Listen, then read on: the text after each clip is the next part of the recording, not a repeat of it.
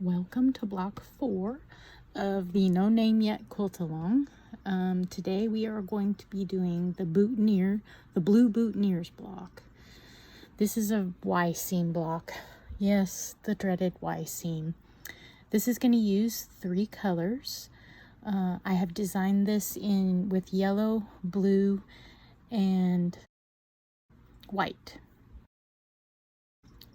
You will need to cut out the templates, and that PDF download is on my blog, and I'll pin that link below, and then I'll put in the description the link to all the blocks. So when you cut out your pieces, you want your bias edges to be bias, meaning the diamond needs to be put against the grain.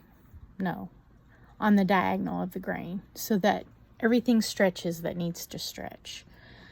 Same way with your smaller pieces. You can pick whatever side of stretch, warp or weft, it doesn't matter. Just make sure that you cut them with the longest straight edge where it's not going to stretch. You are going to need the bias to help stretch.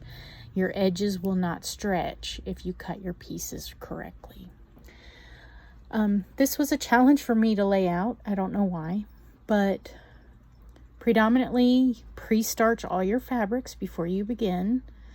And on the diamond piece, after you've cut it out, you're going to mark a little tick mark where the 1/4 inch meets up from both angles on those 2 long sides. Yeah, and I almost marked it with the wrong pin. Oops. But I used my friction pin. Make sure you mark it on the wrong side of fabric, not on the right side like I did. That was silly.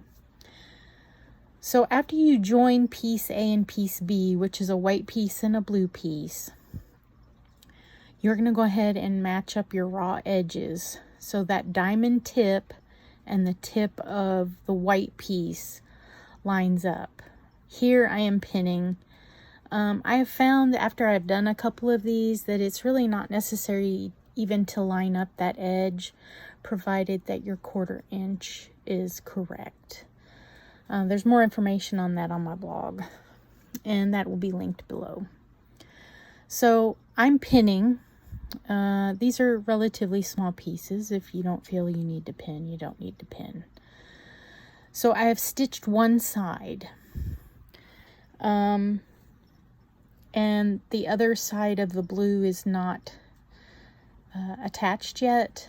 You'll press all of your diamonds outward, and that makes it really easy to pivot the blue piece. If you accidentally stitch too much on the white into the blue, you can always just take your seam ripper and flick that extra stitch out of there. But notice that the blue-white seam is not being captured whenever I sew this. So you want to eliminate capturing that when you sew, and that will allow the Y seam to work. And again, press. Here I'm showing pressing the diamond inward, but always press your diamond outward. Your block will lay flatter when you do that. And on the pressing of the blue to white, I always press to the dark side.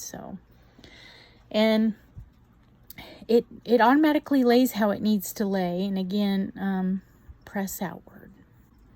That one I could not press outward because I captured it in the end seam, so I couldn't press that one outward.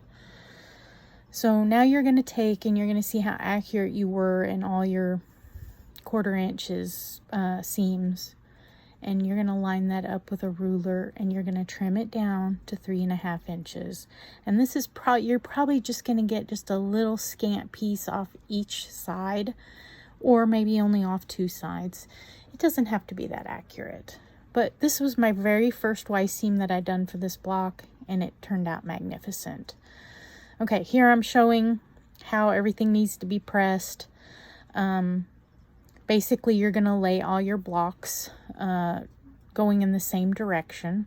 And they kind of look like ears of corn, don't they? Wouldn't that be a neat quilt? And you're just going to sew your 9 patch together, and you're going to stagger your seams. And if you've done this right, it will be very, very thick in the center. And so you really, really want to spin that seam. And for those of you who have never spun a seam, most new sewing machines, you can just pull the seam open. On vintage machines, they don't have the overlock stitch built in.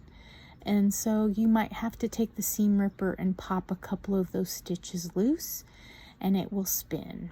And so if you look, all of my seams are going clockwise on that 4 patch. That's ideal. And again, my blocks were not perfect, and I recommend cutting extra pieces if this is the first time you've ever done a Y seam, or practice on different scraps that you don't necessarily want to use or are ugly, because there is a little bit of a learning curve. And as you can see here, I didn't get it perfect, but it's gonna work because you step back 2 feet and you're not even gonna see that. So what do you think about Y seams? Try it out. It's not as hard as you think. It's a very, very forgiving block because they are on the bias. Thanks for watching.